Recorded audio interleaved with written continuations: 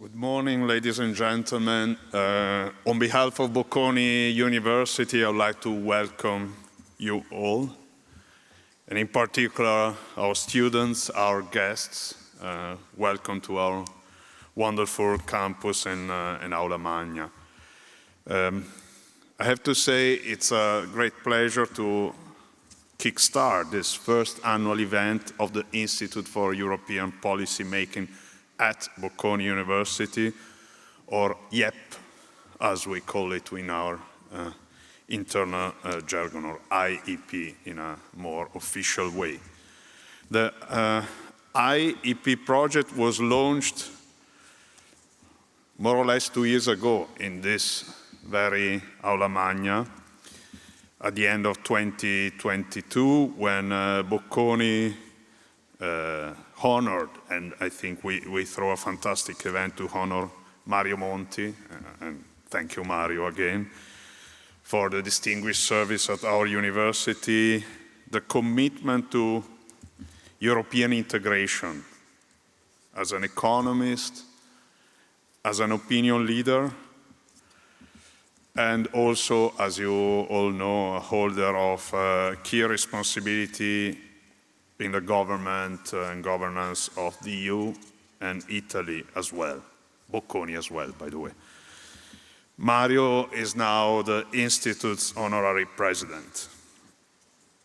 So starting in 2022, clearly IEP is an infant, a small child, clearly a bright child that is already quickly moving. So the Institute has already become a reality, a dynamic reality in the European and maybe also more global landscape of research and thinking about these topics. It has been and it will be fulfilling the mission to produce and share high-quality research on major policy issues facing the EU, the member states, the citizens, in a rapidly changing world. So the world is changing so rapidly that possibly we don't know where we'll be tomorrow, and we have to act in line with that. I have, as a Bocconi rector, I have the privilege to acknowledge our colleagues and friends who have built, who have taken this infant towards where we are today.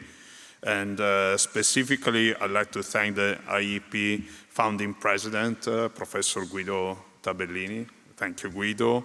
The current president, Catherine De Vries, the vice president, Sylvie Goulart, director, Daniel Gross, and we used to say, okay, it's an institute with Italian, German, French, Dutch. So it is really a European institute in terms of leadership. And I also like to warmly thank the Management Council of the Institute and the supporting staff. In particular, I'd like to thank Silvia Colombo and Silvia Tesauro. Thank you. Couple of words more. Sorry, I won't speak too long. Also on behalf of President Sironi, if you allow me, Andrea, I would express Bocconi's gratitude to the founding partners of the Institute. Bocconi is a non-profit institution, and in order to change the world and change lives, we need support from various institutions. Of course, our own Istituto Javad Bocconi was the first to provide support to the IEP, but I'd like to acknowledge explicitly Allianz, BNP Paribas, BNL, Intesa San Paolo, and Pirelli, who have been founding partners and will be founding partners of the Institute. And I'd like to acknowledge also the supporters of the Institute, Borsa Italiana, Cassa Depositi e Prestiti, and Simest. And today I'd also like to thank our distinguished speakers, fantastic array of speakers who will debate on 3 pivotal topics on the future of the EU: enlargement, the green transition, and EU governance. I'm very confident that a diverse and multidisciplinary mix of competencies and experiences from policy making to academia, business leaders as well, will give us a deeper understanding of what the EU challenges are today and offer some recommendations.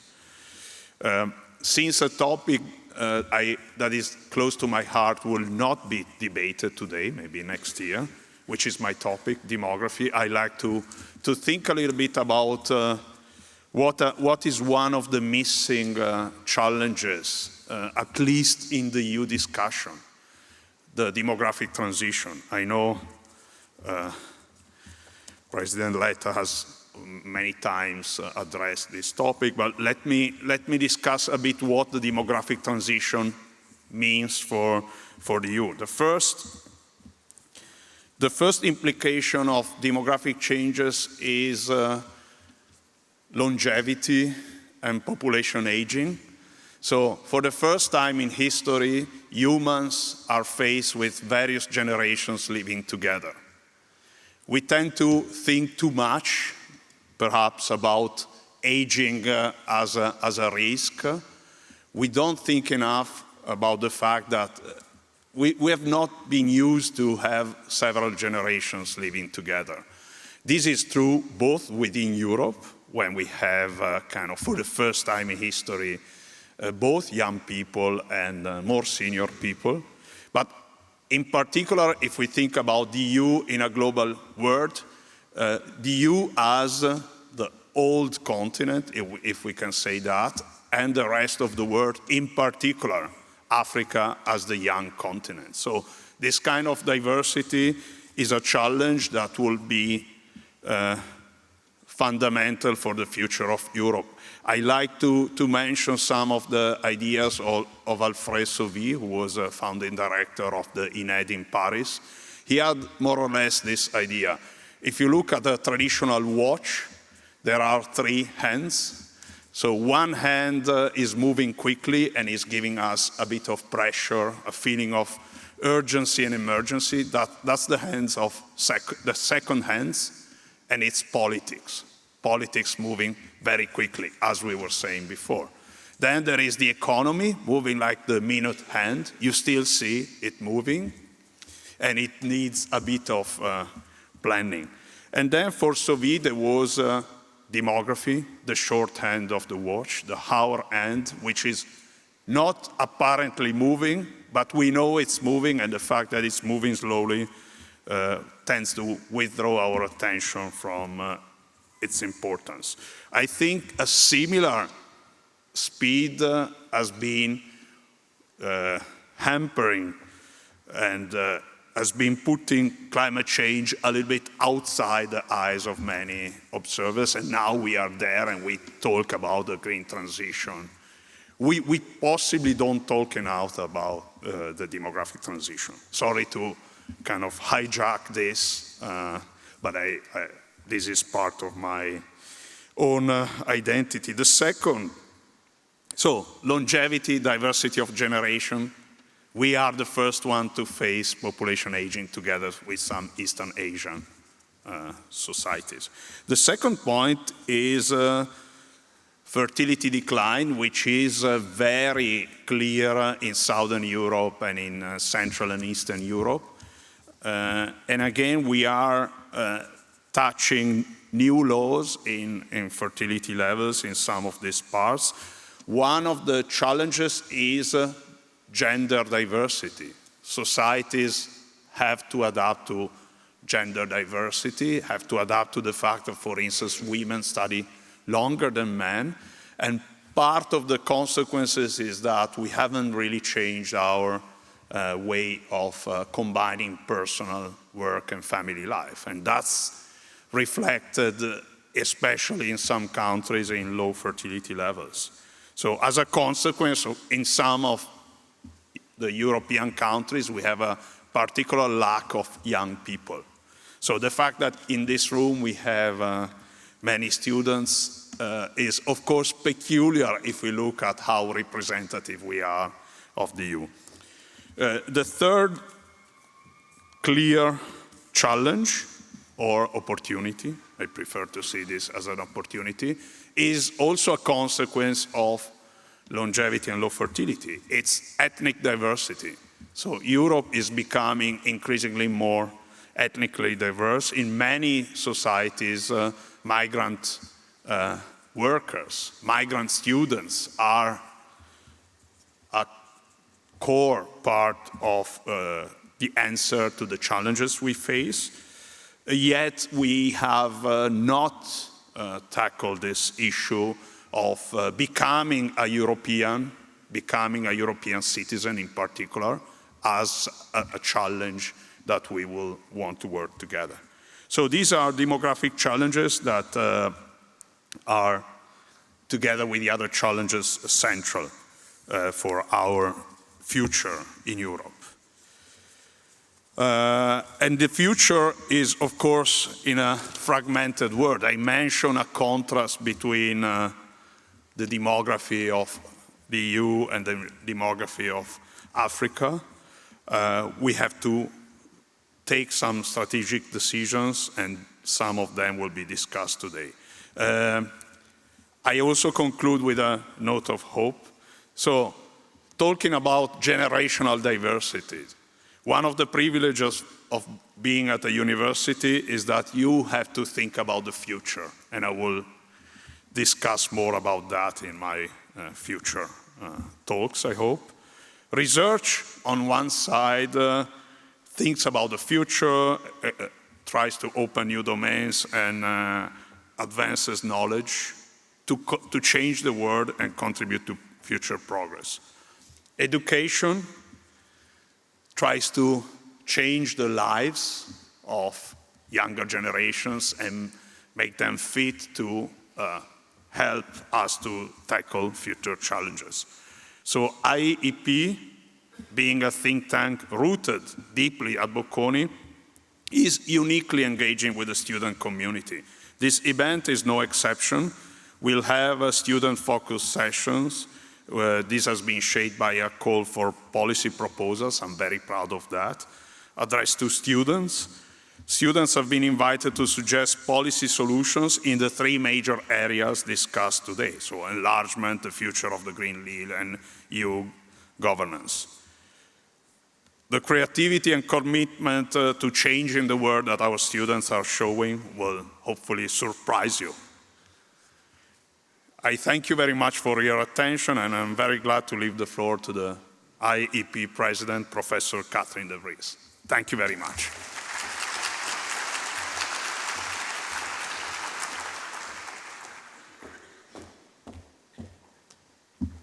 Thank you all. Also, it's a great pleasure to welcome all of you at this annual event of the Institute of European Policymaking.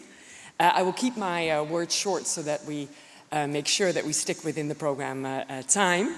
I would like to thank all of you for being here, the students especially, and also I'm looking forward to hear your proposals this afternoon. I would like to thank the entire Institute of European Politics team. That's the Honorary President Mario Monti, that's the Vice President Sylvie Goulard, the Director Daniel Gross, all the members of the management team, the postdocs, the young researchers working with us, and especially the staff that I think should be mentioned here, Silvia Colombo and Silvia Tesauro, who are over there. Without them, this event would not have been possible. I would also like to thank the leadership at Bocconi, its president, Andrea Sironi, and managing director and rector for investing together with the founding partners that the rector mentioned to make this a reality. I think the problem pressure facing Europe is enormous, so now it's really important to not only develop research ideas, but to also disseminate these ideas. Pressure on the EU to reform is becoming urgent. We have wars raging in Ukraine, Gaza, Lebanon. The relationship between the United States and China is cooling, and the European Union will have to regain its position within that geopolitical competitiveness, but also think about its economic competitiveness. And I think I wanted to leave you with one particular message, and that is the way that many governments today are defining sovereignty is the idea of national control. I was in the United Kingdom, when this was a huge slogan in the Brexit debate. But the problem is that even if you would regain national control, I'm not entirely sure what that is, but it would be parliamentary sovereignty of the UK Parliament, I think defined by some Brexiteers, our problems are cross-border. They don't stop at the border. So rather than seeing sovereignty as a way to take back national control, it should actually be the capability of individual member states or individual countries to actually shape the interdependence that they're facing. So what better way to do that than within an international organization or within a supranational organization, to be more precise, in the European Union. So we have to move beyond the idea that we could do without towards we have to do it together. That means making some sacrifices. Not everybody's going to be happy about everything at every time, but we need to not only think about the plans, there's many, many of them, and we'll hear them today, but also how we act and how we decide. So I'm also very happy that there is a governance part of this discussion as well to make sure that we don't lose that out of sight. Timothy Snyder, who is a professor of history at Yale University, called and revised the idea about what Europe is from post-war, in how Tony Judd used to call it, to post-empire. Actually, when Europe was failing, its member states, I'm from a member state that had a huge colonial footprint, that economic model of extraction came to an end. Usually when we think about history, the story of those losing empires is not good. But actually what European countries did is move beyond their own shadows of conflict and war and started to shape their fates together. And actually that's a unique, and Timothy Snyder discusses them in his book, it's a unique political institution that you can leave if you want, it's voluntary, right? But you really shape your interdependence with your neighbors. And I think the key element for the European Union today is to try to become more than the sum of its parts. And to become more of the sum of its parts is to really take that cross-border interdependence seriously and move beyond the myth that problems or control stop at the border. And I think that is the issue we're facing also politically. And I'm really happy as the president of the Institute of European Policymaking to not only think about the problems, but also try to move towards what will be joint solutions. Today, we're going to talk about enlargement, but also the single market and European competitiveness. We're going to talk about climate, and we're talking about governance, and I think democracy will also be a big part in it. I also would like to thank the rector for already setting out maybe somewhat of an agenda for next year, which is also another element that we're working on very much within the Institute of European Policy, which, what does it mean to be a social Europe, and what does it involve? Problems of homelessness that we've discussed, also problems of indeed demographic change, but also of diversification of our populations. So it's with great pleasure that I hand over to the first moderator of the first panel, which is the Vice President of the Institute of European Policymaking, Sylvie Goulart.